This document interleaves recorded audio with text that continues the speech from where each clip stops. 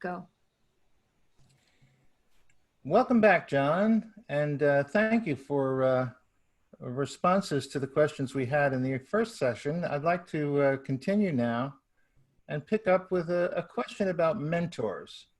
Maybe you can tell me a little bit about who the mentors were that coached you, helped you along, both in and outside of the CI community over the course of your career. And perhaps what did you learn from them that influenced you and shaped the way your views were developed and contributed to your career? Thanks, Cliff. Welcome. It's glad to be back. The mentors, I've had a lot of mentors. I think probably because a lot of people thought I needed help. But obviously parents are great mentors and they teach you values and so forth. I guess I'll take two points here. One is, and I'm sorry to say, I forget his name, but he was a professor at Stevens Institute of Technology where I went, and he was the head of a research center that I worked in when I first got to the school.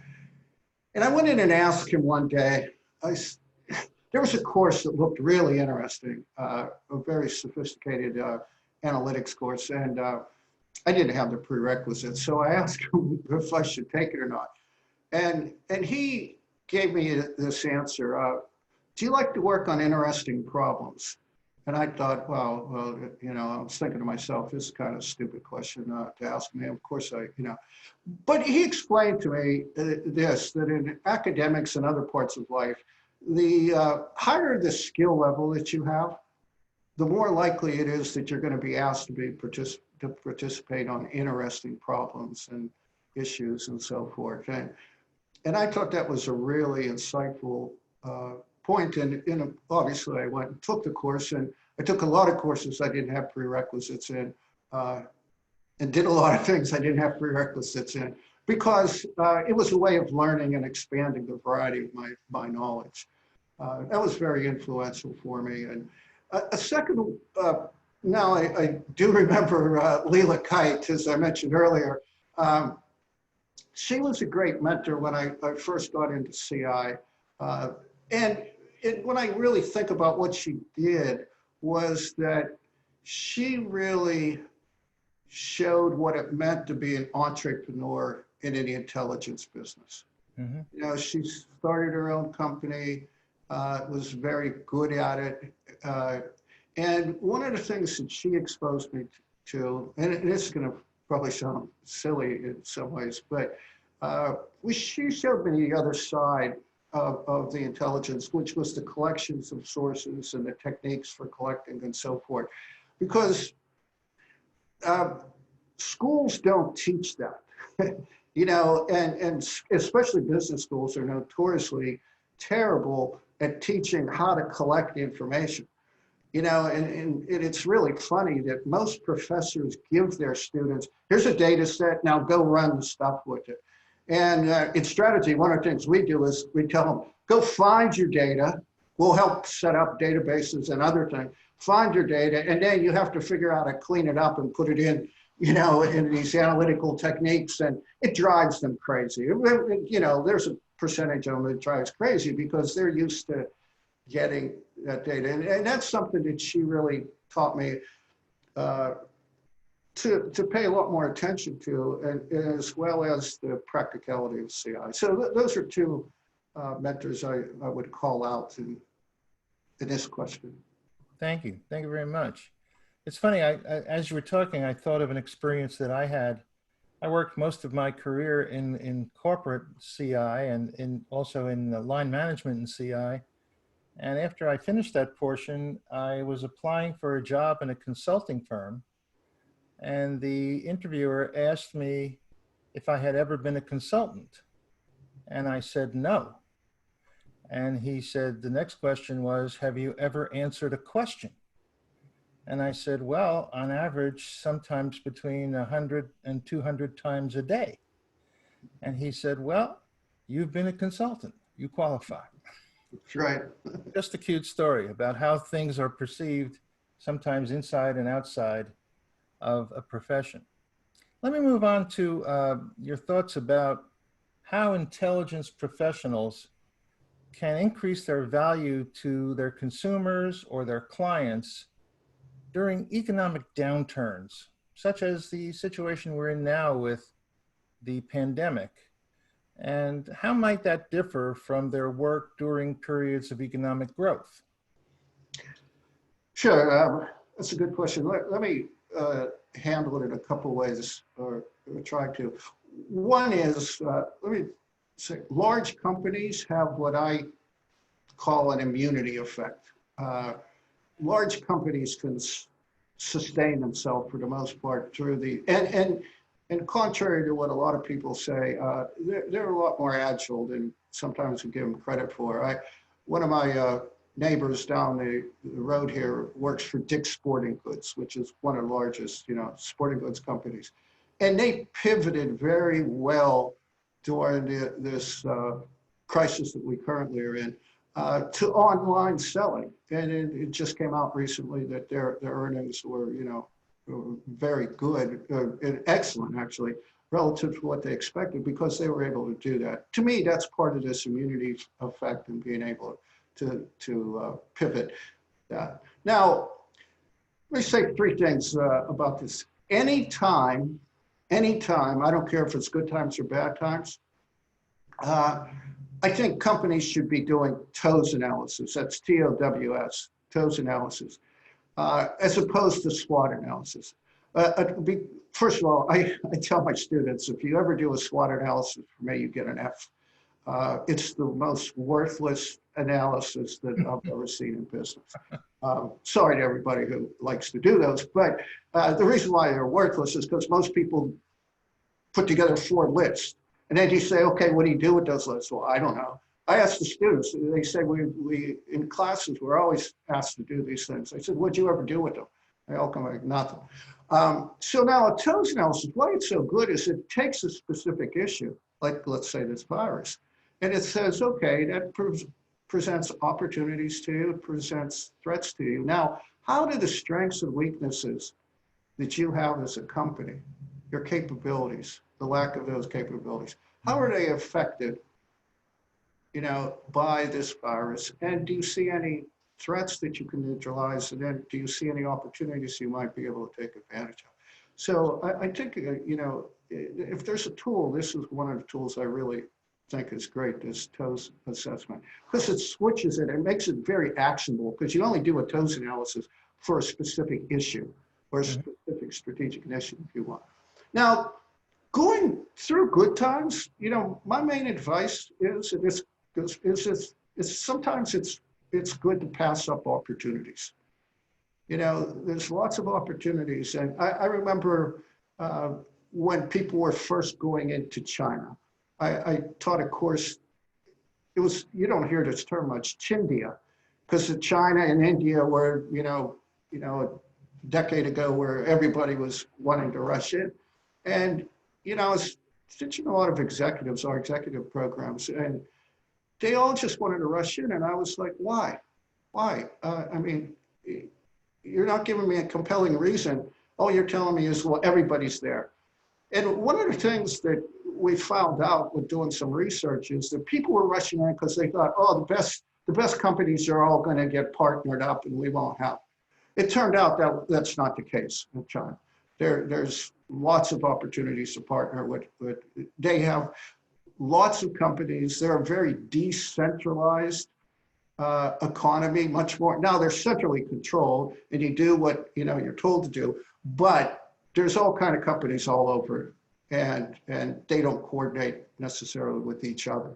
They coordinate with the government. So, that's something I think that in good times. Now in down times, I think that the main takeaway for me is that how can you use the capabilities that you currently have and extend those into different market areas, different product areas. And you're seeing that happen now, where you have companies such as beer companies or various types of beverage companies, now making sanitary liquids, for people. That's an example of taking a capability and putting it into a new market. the making of the ventilators. It's another great example of some companies like Ford or GM that had great capabilities. They weren't in the ventilator business, but they figured this out. And that's this whole notion, I think, is very strong. I don't know why we don't hear more about it, both in schools and in businesses, because it was something that came out of World War II. Because and then popularized by 3M. 3M is still using the core capability notion, and they're one of the great innovative companies. But it came out of things such as all these companies expanded their capacity during the war effort, and then the war, when it ended, then they had all this excess capacity, and they said, what do we do with it? So those who were making a classic example of parachutes, they went into ladies' hose and other types of products that could do that. So that's kind of my question, my answer to this economic downturns and upturns. Mm-hmm. Now, one of the things that came out in the series of interviews I've done with other fellows that was a pretty common answer was that in times of economic downturns, and this was particularly among American publicly owned companies, American-based publicly owned companies, the work became very tactical, became very short-term, became very focused on what do we do to achieve earnings for the end of the quarter, et cetera, as opposed to in times when economic growth is strong, that's when people spend time focusing on the longer term, on the strategic issues, on the planning for the future. And the rationale is that if you don't get past the current quarter, you may not have a future. And what do you think of that way of looking at it? Yeah, I think I would just take one exception to it. I agree that that's what happened, because the last time we had, whatever it was, the last time we had this, everybody was cash flow, and and I understand that. I probably 20 years ago now, I did a study with one of my doctoral students. It was actually his dissertation, and we looked at capital investments during recession. And one of the things that we found was that the companies who invested at the bottom of the recession or near that bottom, right, they were the ones who came out of the recession very strong. And so, I mean, it was counterintuitive when we did it then. And it sounds like it's probably still counterintuitive to that. You have to take care of tactical, or you can't deal with strategic. I agree. But if you're managing your money well, and you want to build up that, reserves so that you can invest at the, in a recession. Right. Let me turn to the next two questions, which have to do with the positive and the negative. Let's start with a question about, maybe you can tell me a story about what you think is your most important contribution to the field of intelligence. And I'm going to end this with so far, because there's a lot more to come. Yeah. Let me just say I could say a variety of things, because I'm not, as you know, I'm not good at thinking about the greatest and stuff. I like to think about some things that are impactful. I think, I can't pass up the notion that helping start or being on the ground floor of the CI field is, I think, really important. And it was great to learn a lot and be part of that, and see from the insides what we did, why we did, how we struggled. Now, more specific to CI, one of the things I'm most proud about is, it's kind of a funny thing, because it's a 2x2 notion. Was one of the biggest questions that I was asked, always going out, was, we have a multi-business firm here. We're a multinational firm, multi-business firm. How do we coordinate all this stuff? We have, all these different businesses doing all kinds of different things in different geographical locations, and we're being told that you have to. So I worked on this for a long time, but I finally figured it out. And it turned out that, how do you coordinate things? It depends on 2 parts, which are the two axes of this 2x2. One is you look at all your businesses in your corporate portfolio and you say, to what degree is there commonality amongst the markets we compete in or customers? Just think about customers. What is the commonality around markets and customers? And then the second dimension is, to what degree are we sharing resources across our businesses? They could be manufacturing, supply chains, whatever, marketing, whatever you want. To what degree are we doing these things? And if you're high on both of those things, if you have lots of commonality of customers and lots of sharing of resources, then you centralize your CI operations. And if you're in any of those other three cells, then you do different things. And you know, the other side is if you have little commonality and you have, you know, don't share many resources, then you don't coordinate at all. You might set up a best practice group, you know, across all your different CI operations. I thought that was very valuable because once I figured it out and people would ask me the question, it would end the conversation. And then we actually did with several companies, including Johnson & Johnson. We looked at, you know, because, you know, that's a pretty diverse portfolio. Right. And we found out there was a way to even put more nuance in it by grouping. You know, some of their businesses have commonalities, others don't. Fidelity is another one. I went in and initially thinking Fidelity, it's, you know, it's a finance company. What do they all do the same thing?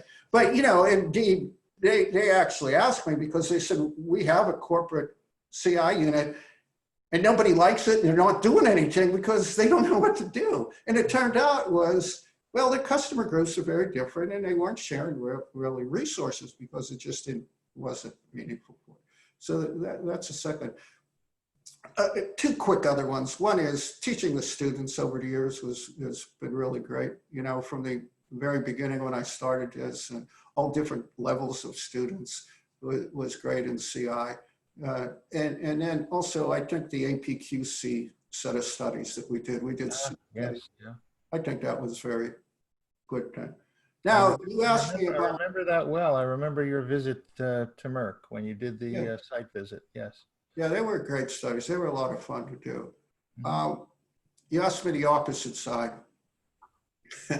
and I could go on forever, but I'll give you one, and maybe it was one other thing.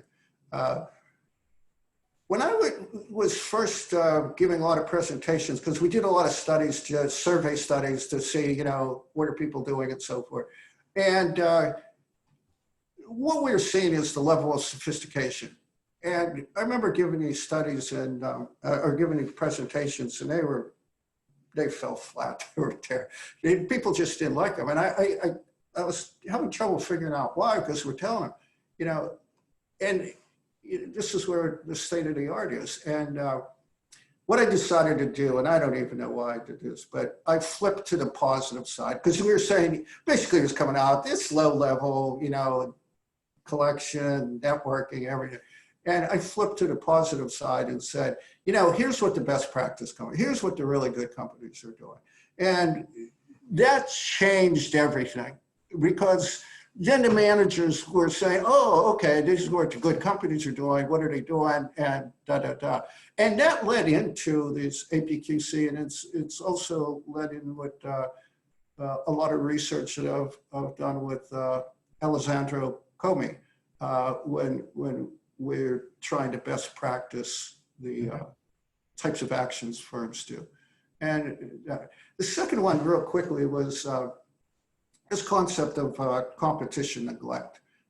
Competition neglect is a tendency for all of us, whatever we're in, you know, sports, business, to overlook key reference groups. And then, since we tend to be overconfident, it just extenuates all that problem. And this was the notion that when I was early in my career, I wrote a paper, and it was very close to getting published, but then the journal editor, who was a good person, said, you know, it's just a little too close to this other paper that we recently published, and since journal space is so valuable, you know, we just can't do that. And that notion of competition, then I ran across the concept competition neglect, and I thought that was a failure to me. Now, I know it's not CI failure, but it is a CI failure in the sense that I didn't do well enough of my homework. And I've always driven that home for my students. You have to do that homework with that.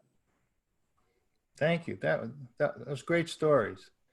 Uh, Let me turn to the question of the younger group, the more junior folks in our field. They come to the fellows for advice to learn from these more senior people. And as one of the most well-respected senior colleagues in intelligence, what advice would you provide for those that are just starting out? And what would you say to help someone to grow professionally and become successful in their careers? Sure. A couple quick things. One is that I would go back to the Body Knowledge Project.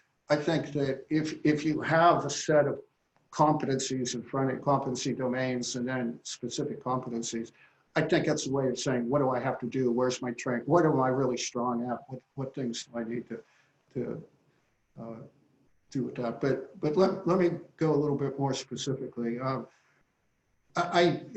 don't know how anybody anymore could survive without business analytics. You know, business analytics is nothing but a fancy word for statistics, but that's what it always was until a few years ago. And now there's, you know, because there's so many different types of statistics and analytics, but I don't see how you can survive and communicate with lots of the parts of the organizations with that. And I would really encourage the CI people to do that. Is your question, going back to your question about mentors, you have to get mentors, all kind of different mentors to do that. There's two other things that I'll mention. One is intentions.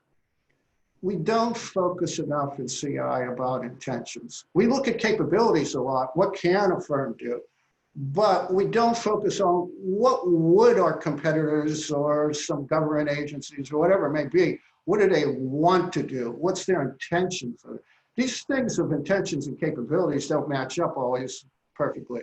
So I think that that's another area that we should go into. The last one I'll mention is, there's a book that I was reading, and it's about this very smart lady who was just about to get her PhD in psychology, but her brother was a good, excellent card player out in, you know, Vegas and those areas. And so for whatever reason, she went out there and became a card player. And she's written a book and about how business is a lot like playing cards. But one of the concepts that they use in playing cards is called resulting.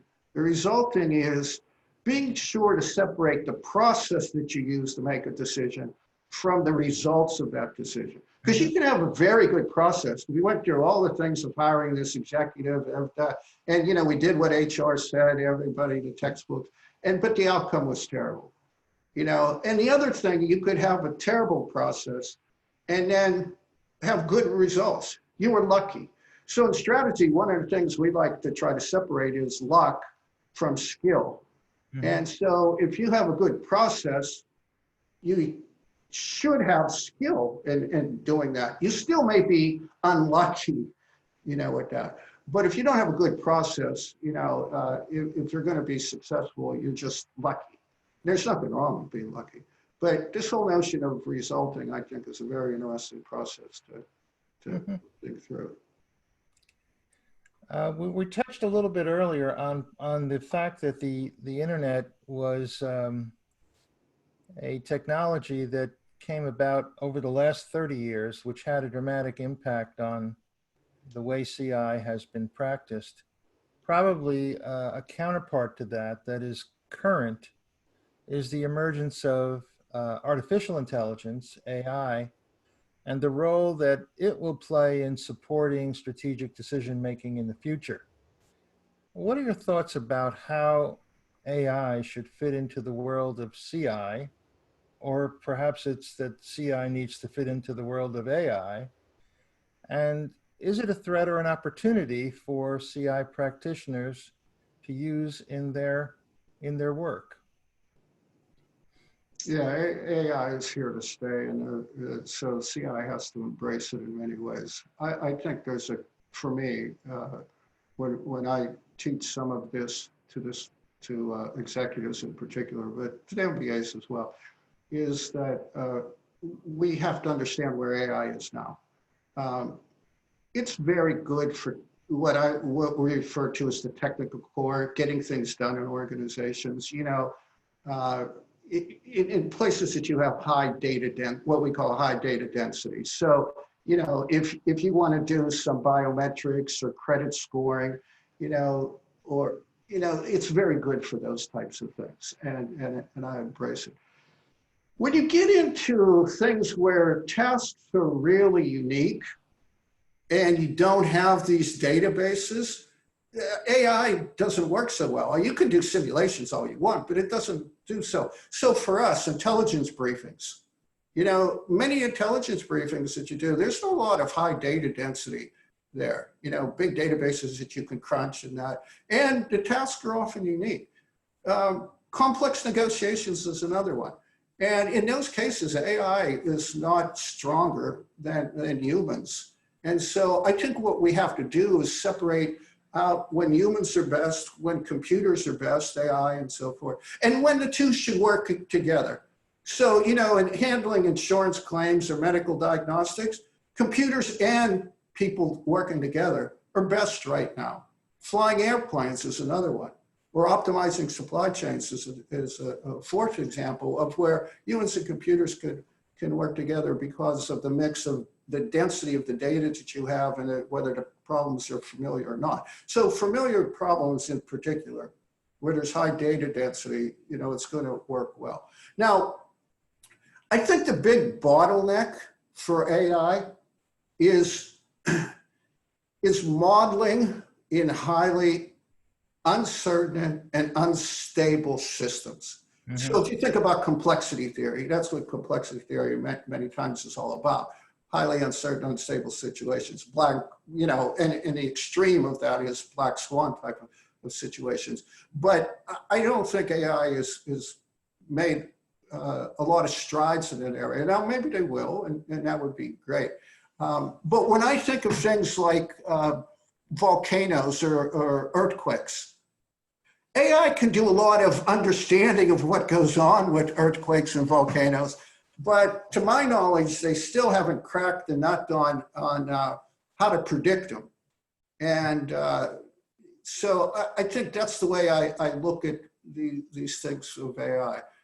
We have to embrace it. We have to get the skill sets. AI to me is again part of the skill set on analytics, and all the machine learning and so forth is analytics, which means that people have to get more accustomed to programming. Mm-hmm.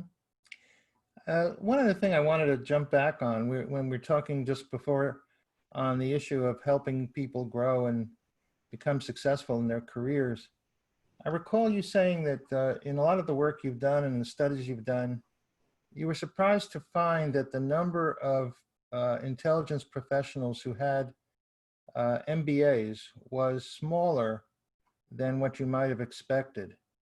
As we're going into the future, what are your thoughts about whether MBAs are required, optional for the CI practitioner of the future? Yeah, so this is one thing that always surprised me. I don't see, even in the information science business, but particularly anybody who's gone to business school, I don't understand how anybody can get through business school and not know Porter's 5 forces or the value chain or a lot of these other techniques. And so what really surprised me is that some of the most popular seminars, speeches, whatever, in Skip over the years has been Porter's 5 forces. How do you do that? Or how do you look at the value chain? And I'm sitting there to myself saying, our undergraduate students, if not just at our school, but at any school, across the world. So it was never clear to me, what were some of the career paths? You'd ask people and you'd hear, a variety of different things. But I just think that some of these core techniques of how to understand a business are essential. I don't care if you get those through a business school training or an MBA or an MS. MBAs in the United States, we know is the demand for that has gone down. Interestingly, in Europe and Asia, the demand hasn't gone down. What's gone up in America is MS programs. And MS programs are more specialty programs in like finance or analytics or supply chain, whatever it may be. Those marketing has been around forever with MS programs. Those are very special programs. So I think you can get into those programs in any way. I'm also for social science background. And I'm biased because, I came from social sciences and all the ologies, the anthropology, sociology, psychology, all the ologies you take. I think they give you a very good breadth. I find, and I talk to my colleagues around the world, they agree with this, that most business school students don't have breadth. They come in and they're just taking business, they have to take some of these ology courses, but they don't think like the social sciences. Social sciences ask why questions. Business school students ask, how do I do this? And tell me the 5 steps to do this. And it's unusual to find the ones that will ask why. Now, the ones that do ask why are from Europe. European students do ask why. And I think that's part of, because their education and they're concerned with understanding things like epistemologies and so forth, which I don't think many of our undergraduate students have to deal with much. Well, long answer. No, it's a very good answer. I want to ask a question about the new group, the group that you're part of now, the Council of CI Fellows, and maybe how, as it's at the stage that Skip was when you were involved as a founder, how they can best serve as leaders in the evolution of the profession going forward. And I was curious when you started to talk about the study you did with the 80 some odd competencies with regard to skills that people will need in the future to be successful.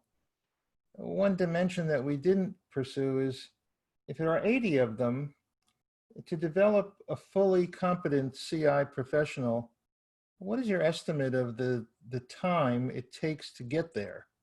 If you have to develop 80 competencies, I don't think that happens in a year or maybe in 3 years or 5 years, but with actual practical experience before you can say, I've reached the stage where I'm a best practice. What are your thoughts about that? Yeah, that's a good question. Let me answer it too, because there's really 2 questions there. Let me take the competency one first, and then go back to the fellows. When we did the competencies, one of the things that I did was study competency frameworks from all different types of professions. And I often laugh about this within the business school. We don't have a competency framework, and they refuse to put a competency framework together. Yet, virtually all professions and all jobs have these competency frameworks. Right. The one that I really modeled, there was 2 that I really modeled ours after. One was the Project Management Institute, which I think has one of the best competency frameworks. The second one is the Software Engineering Institute. And the Software Engineering Institute happens to be located here in Pittsburgh and on Carnegie Mellon's campus. And that's for all the people that are in ISIT. And now, the reason why I bring up both of those is because, like we said, you have these different domains. The way they approach this is you have training over extended periods of times. You pass different competency modules And so it's not an onerous task in the sense that, I have to learn everything at one point in time, but it's rather while you're working and while you're doing these things, you're gaining both experience in the field, and then also you're mastering some of these competencies, both intellectually and practitioner-wise.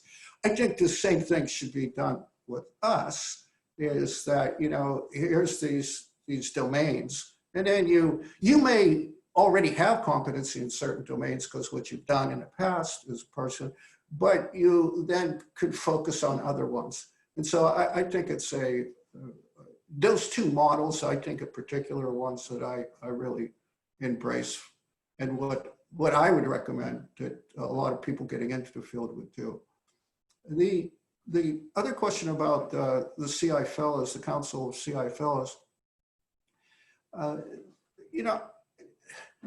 even though I make fun of ACME as a term because of the cartoon with the Roadrunner and Wile E. Coyote, what Tim Powell did with putting that together is, I think what we should be doing. Advocate, champion, mentor, and educator. That's the ACME. And while it didn't turn out so well for Wile E. Coyote, I think it could for us doing that. So, to me, these things always come down to focus. And I think one way that the council can make it is focus. I know we're trying to do some things. Cynthia has really been leading that charge in the last few years doing that. One thing that I think we could do, and this may just be a harebrained idea, but like many of my ideas, but is run a prediction tournament. If you think, this goes back to when I was up at Motorola, and the famous CEO from Motorola, who he used to evaluate his CI people on, he would make them make predictions, and then he would, hold them to it. And I thought that was also intriguing. Now, this notion of prediction tournaments, a great book is called Super Forecasters.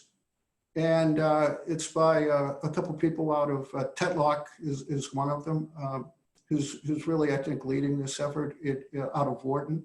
And you can run prediction tournaments. I run them with my executive MBAs. We do prediction tournaments. They love them, and it brings a lot of interesting things into it. And they see how difficult it is to do predictions. And a funny side story that I ran across is that when you see all the talking heads that come on to the news and so forth, the opinion shows, they're taught to never predict much difference from 40%, because if you say there's a moderate degree that this will happen, they can't be wrong. Now, that's not what a CI person should do. And I say, what's the added value of somebody who's telling you, there's a 50-50 chance or a 40% chance of doing something. So I think running prediction tournaments might be a novel thing for us to do, and they're not that hard to run. That's absolutely fascinating. I'm sure you're aware of the fact that I spent the first half of my career in line management jobs where I ran businesses in the pharmaceutical business. And the way it kind of worked there was you did forecasts, quantitative forecasts of your P&L and how much you would produce at the top line and the bottom line. And at the end of a particular time window, you were held accountable for them. And we called those backcasts. And if it turned out that you were off by a certain percentage, often that meant the end of your career. It was not something that you could make an excuse about because it dropped to the bottom line. And I don't think that's what you mean by prediction tournaments for CI people, but the way people experience forecasting is quite different when you are the decision maker as opposed to an advisor. That's just my perspective on that. Yeah, no, you're right. I mean, a prediction tournament today would be, what's the likelihood that or making predictions about the likelihood of TikTok getting bought by Right. this company or that company. You could do those. I think, John, I just want to say this has been a really fascinating experience, and I don't know how to thank you enough for your time. I often like to end interviews with the opportunity for the interviewee to offer their thoughts on anything I haven't asked about, anything that we haven't touched on that you would like to touch on as a closing remark. Please feel free to add your insights and your thoughts on anything we haven't covered. Is there anything else you'd like to add? there's lots of things I could talk about, but no, this has been great. Your questions have been quite comprehensive, and I thoroughly enjoyed, retrospectively thinking about a lot of the stuff that we've done over the years and where we're going.